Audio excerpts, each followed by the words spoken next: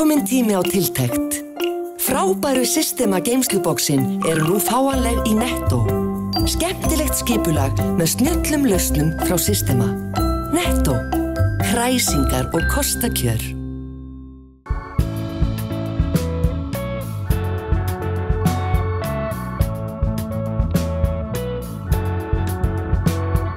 Komið sæl og verið velkomin í sjónvarp Víkurfrétta. Garðmenn spila nokkuð stóra rullu í þessum þætti, en félagið þeirra, Víðir, fagnar 80 ára afmæli þessar mundir. Knattspyrnufélagið Víðir í Garði fagnaði 80 ára afmæli á dögunum. Saga félagsins merkilega mörgu leyti, en liðið hefur alltaf haft mikla þýðingu fyrir bæjarbúa. Blásið var til mikillar veislu í tilefni af afmælinu, en þar komu saman garðbúar á öllum aldri. Bæði brottfluttir, innfluttir og hreinræktað heimafólk. Það jafnan talað áratuginn 1982 til 1990 sem sérstakt blómaskeið í fótboltanum í Garðinum. En þá léku karlalið félagsins í efstu deild í 4 ár, auk þess sem kvennaliðið lék skeið í efstu deild. Auk þess afrekaði karlaliðið að komast í bikarúrslit árið 1987, þar sem Garðmenn töpuðu reyndar gegn Fram.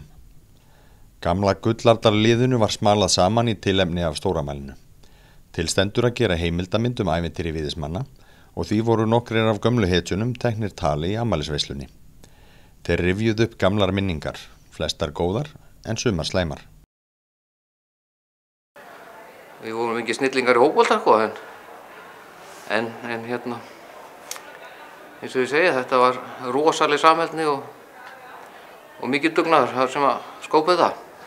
Þetta náttúrulega mjög mikið og frábært afrek í svona litlu byggðarlagi. Ég held að við höfum 900 eitthvað manns inn í Garðinum og meðaltali 600 eitthvað manns á heimaleikjum. Það segir allt að segja þarf. Ég veit það ekki. Þetta er einhver tími sem maður hefur alltaf í minningunni og góði tímar sem maður hafði aldrei viljað missa af. En það var ýmislegt sem átti betur fara en þetta var samt æðislega gaman. Samheldnin í hópnum var alveg gífurleg. Þessi strákar sem bara þegar við vorum yngri þá vorum öllu stundum í fótbolta og þegar við fórum upp og fengum þessa þjálfar sem skiluðu svo okkur þarna upp það var bara til að bæta alla hópinn og þetta var gífurleg samstæða og fyrir utan fólki sem í byggðarlaginu, það var náttúrulega alveg meiráttar, flottur stuðningur. Maður er náttúrulega ægilega montinn, maður neitar því ekkert. Það er ekki að taka þátt í þessu bara. Það er engin spurning Og alveg samkvæmt unnum við okkur gekk illa. Það var alveg samkvæmt hvað við komum, en að kaffistofur, fyrirtæki eða hvar sem við hittum í búðinni, það var alltaf fólk talaði ekki annað en fótbolta við okkur.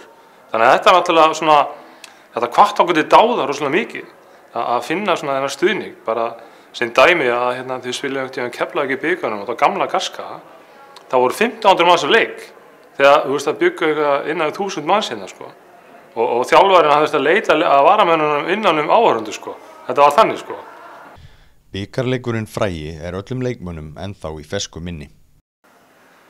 Og man eftir að við vorum rosalega kokki að komast þarna og þetta var eitthvað sem menn töldu svona, jú, þetta var æðislegt og flott og fínt og svo loksins þegar menn komu á Laugardalsvöllinn, menn stóðu þarna í línu og hlustuðu á þjóðsönginn, þá fekk maður svona hálfgert bakfalls.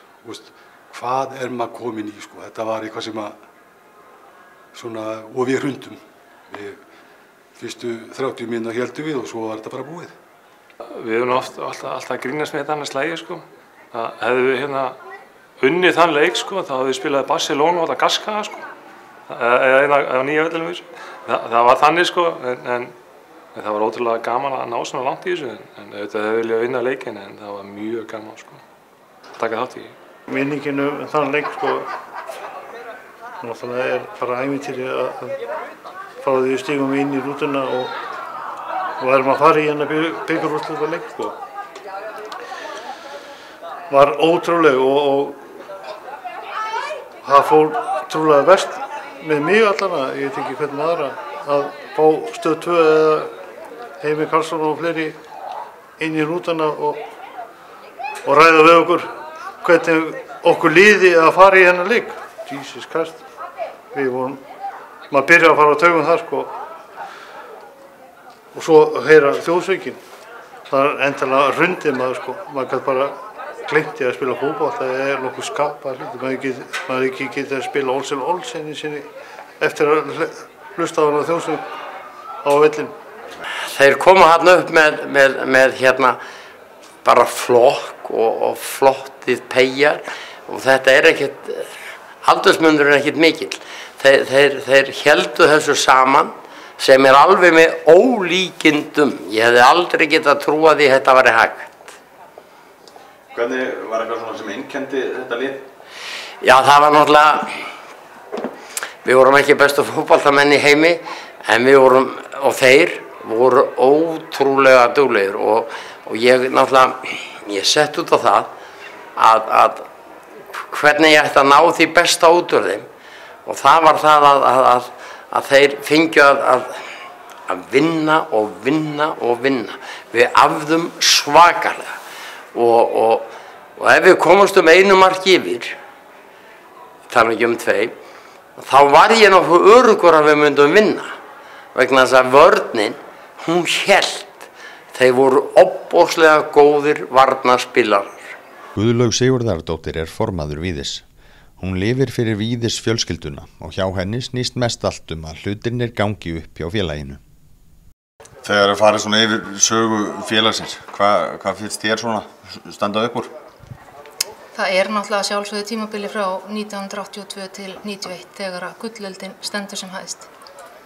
En fyrir mig, ég þekki ekki annað en að bara lifa og hrærast í Víðis heiminum eða fjölskyldunni þar sem ég bara alin upp á Víðis heimili, þar sem að pabbi hefði bæði verið þjálfari, formaður og leikmaður og hvað sem og svo heldur hringurinn áfram, þar sem að ég í rauninni að feta í hans fótspor og í minningunni náttúrulega þetta tímabil bara tímabilið sko. Það gleymist kannski stundum að þið stelpunar voru að gera aðeins gott í fótbolta líka?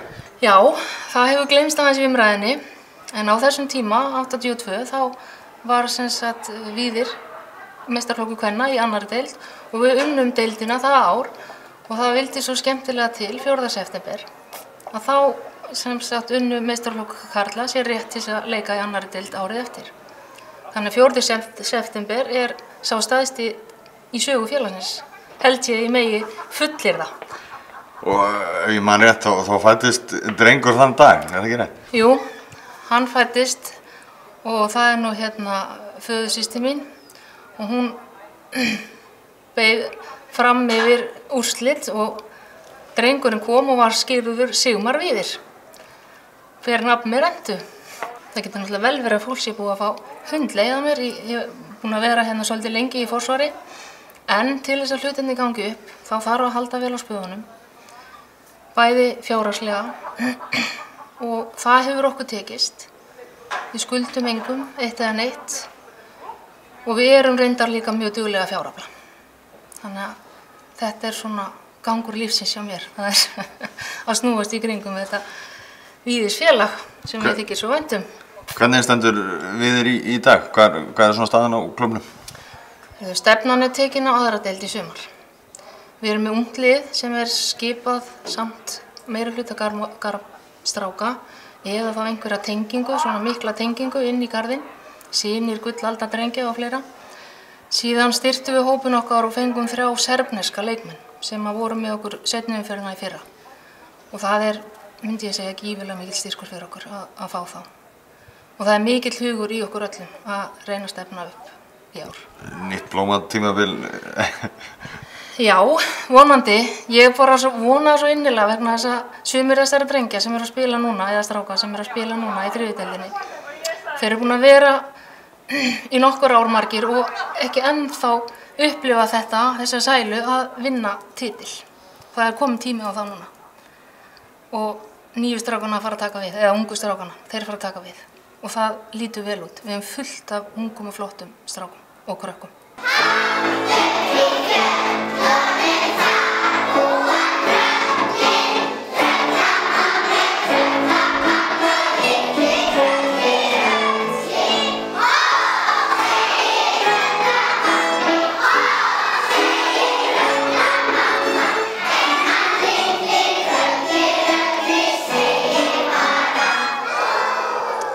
Hvernig hefur þessi listahátíð þróast í þessi, 11 skipti núna sem orðin? Já, þetta er 11. skipti sem við höldum listahátíð barna.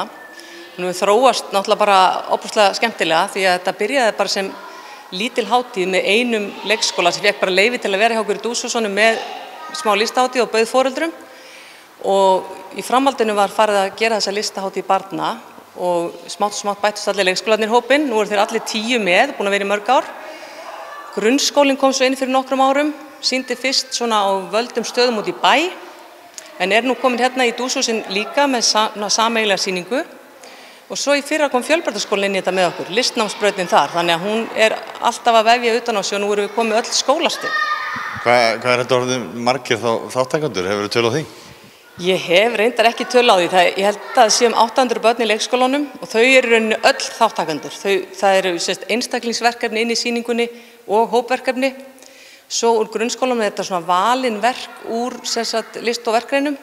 Þannig að ég gerum ekki grein fyrir fjöldanum þar og svo er þetta svona einhver 15 manna hópur úr Fjölbrautaskólanum. Þannig þetta er allavega 1500 manns eða eitthvað sem að koma kannski að þessu.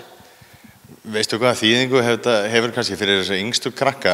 Eru þið svona, skynjiði það einhvern veginn? Já, ég held nefnilega að þetta hafi gríðarlega mikla þýðingu fyrir þau vegna þess að við í rauninni í leikskólanum, við byrjum að hausti að funda og ákveða þemað. Þannig að þau eru að vinna með viðfangsefnið stóran hlut úr vetri og fara alltaf í rosalega mikla svona rannsóknarvinnu, fara í vettvangsferðir og eru virkilega velta hlutunum fyrir sér. Og við erum búin að vera með svo mörg viðfangsefni. Við erum með tröllin og fjöllin núna og við erum búin að vera með himinin og hafið og bækur og þannig að þau vinna heilmikla rannsóknarvinnu sem er opaslega skemmtilegt. Og hversu frjálsar hendur fá þau? Fær sköpunargleðin alveg lausan tauminn? Já, það er nefnilega hefur verið bara lögð heilmikil áhersla á það að þeirra hugmyndir fá að njóta sín og þeirra hugmyndir eru teknar og þau eru aðstoð við að koma þessu í einhverja mynd. Hvernig geta svo bæjarbúar og aðri gestir notið hátíðarinnar? Já, nú erum við búin að opna þessar sýningar erum opnað hér núna í dag á miðvikudegi og sýningarnar standa hérna í Dúsúsunum til 22. maí og eru opnar alla daga frá 12 til 5 og það er ókeypis aðgangur fyrir fullorðna í fylgd barna núna hjá okkur. Er mikið líf í bænum þegar þessi hátíð stendur yfir og sérstaklega þegar hún svona ört stækkandi? Já, þetta er eiginlega vinsælasta sýningin í þessum húsum, má eiginlega segja. Hérna kemur ótrúlegu fjölda fólki að meðan þessari sýningu stendur. Við erum að fá allt upp í 3000 manns eða eitthvað að skoða þessa sýningar. Og svo koma leikskólarnir allir sérstaka ferðir á meðan sýningunni stendur með sína hópa, margir bjóða foreldrum og eru með skemmtiatriði og fleira skemmtilegt. Þannig að það er mjög mikið líf í kringu sýninguna.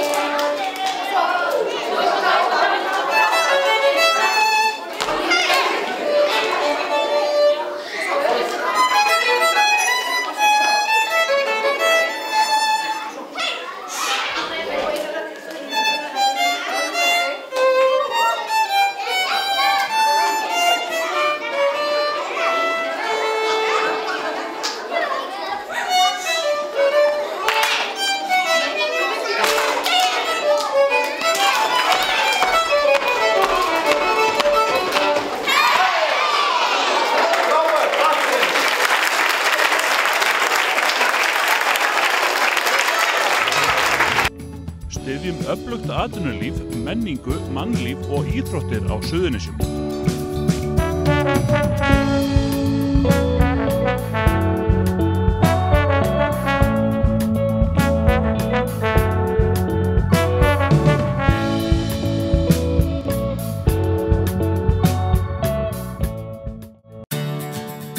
Bókaðu bílinn þinn á bílahótel og láttu degra við hana meðan hún ferðast. Bíllinn bíður þín svo tandur heill við heimkomu, beint fyrir utan. Bílahótel.is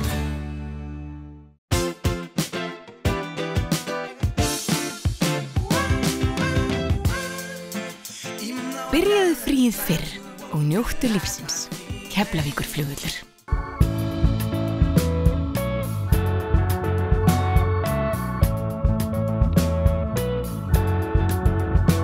Já, þá er komið að fréttapakka frá Suðurnesjum. Ferðaþjónustan á Suðurnesjum er á fleygiferð og eftirspurn eftir gistingu er gríðarlega mikil. Ekkert lát virðist vera á eftirspurn eftir gistingu á Suðurnesjum. Það á ekki eingöngu við hótel heldur einnig eftir ódýrari gistingu. Hjón í Keflavík á eftirlaunaaldri settu herbergi sem þau hafa ekki nýtt í einbýlishúsi sínu á Airbnb-vefinn og hafa leigt það út nær alla daga fram í september. Viðbrögðin voru að þeirra sögn ótrúleg. Herbergið bókaðist upp marga mánuði fram í tíman á örfáum dögum. Sömu sögu er að segja frá fleiri aðilum sem bjóða gistingu á Suðurnesjum og láta þeir mjög vel af sér. Fjöri heldur áfram í Helguvík, nú er ekkert sem kemur í veg fyrir að annað kísilver rísi. Landsvirkjun og Thorsil hafa skrifað undir samning afhendingu á rafmagni til kísilvers Thorsil í Helguvík í Reykjanesbæ. Er að ræða alltaf 55 megawatt af afli eða sem samsvarar 460 gigawattstundum af orku á ári. Afhending hefst árið 2018 þegar ráðgert er að gangsetja kísilverið. Kísilver Thorsil mun framleiða 54.000 tonn af kísilmálmi á ári og nota til þess 87 megawatt af raforku eða 730 gigawattstundir á ári. 130 starfsmenn munu starfa hjá verksmiðjunni. Það er ótt að segja að fasteignamarkaðurinn á Suðurnesjum hafi tekið kipp á undanförnum misserum eftir ládeyðu árin eftir bankahrun. Samkvæmt tölum frá Þjóðskrá var 339 kaupsamningum vegna húsnæðis þinglýst á Suðurnesjum á fyrsta ársfjórðungi þessa árs og var heildarveltan rúmir 9 milljarðar króna. Til samanburðar var fjöldi þinglýstra kaupsamninga á sama tíma í fyrra 224 og heildarveltan 4,5 milljarður. Í apríl síðastlinnum var 95 kaupsamningum á Suðurnesjum þinglýst en í apríl í fyrra voru þeir mun færri eða 54. Að sögn Þrastar Ástórssonar fasteignasala hefur sala íbúðarhúsnæðis á Suðurnesjum tekið mikinn kipp á þessu ári og nú sé staðan svo að vöntun sé á eignum. Allt seljist. Það er gott hljóð í Sandgerðingum eftir birtingu ársreiknings sveitarfélagsins fyrir árið 2015. Ársreikningurinn sýnir að vel hefur tekist að fylgja eftir langtíma stefnu sem mörkuð var af bæjarstjórn fyrir rúmum 5 árum að ná niður skuldum bæjarfélagsins, ná jafnvægi í rekstri og veita bæjarbúum á sama tíma góða þjónustu. Hér hafa allir snúið bökum saman við að ná markmiðum okkar viðsnúningi í rekstri og skuldamálum. Það verkefni er langhlaup. Við erum á góðri leið og lítum björtum augum til framtíðarinnar, segir Ólafur Þór Ólafsson, forseti bæjarstjórnar í tilkynningu á vef sveitarfélagsins. Ef það er gott hljóð í Sandgerðingum er ljóst að það er hátíð í garðinum í flottum bæjarsjóði. Bæjarstjórn sveitarfélagsins Garðs samþykkti ársreikning þess fyrir árið 2015 á bæjarstjórnarfundi 4. maí síðastliðinn. Rekstrar niðurstaða á B-hluta skilaði 36,5 milljóna króna afgangi fyrir 18,5 milljónum í afgang. Rekstrar tekjur A- og B-hluta voru alls 1158 milljónir en í fjárhagsáætlun var gert ráð fyrir að tekjur yrðu 1085 milljónir. Bæjarstjórn lýsir ánægju með góða niðurstöðu ársreiknings sem er jákvæðari en gert var ráð fyrir í fjárhagsáætlun og felur í sér að efnahagslegu styrkur sveitarfélagsins er mikill, sagði Magnús Stefánsson bæjarstjóri í Garði. Suðurnesjamenn eru margir í góðum gír þessa dagana og sjá mátti eina birtingarmynd af nýju góðari þegar verslunin Tölvulistin bauð góð tilboð á ýmsum raftækjum og sjónvarpum þegar hún flutti sig í annað húsnæði í Keflavík. Gera mátti góð kaup og nýttu Suðurnesjamenn sér það og hlupu út með ný tæki, en forsvarsmenn Tölvulistans sögðu að nærri 100 sjónvarpstæki hafi selst á skömmum tíma og allar tilboðsvörur hafi klárast. Grunnskólabörn úr Reykjanesbæ létu ljósið skína í Stapa á dögunum, en þá fór fram sérstök hæfileikasýning í tengslum við listahátíð barna. Allir grunnskólar bæjarins settu á svið glæsilega atriði, en einnig léku dansskólarnir og tónlistaskólinn listir sínar. Við ljúkum þættinum í kvöld með hæfileikaríkum krökkum í Reykjanesbæ.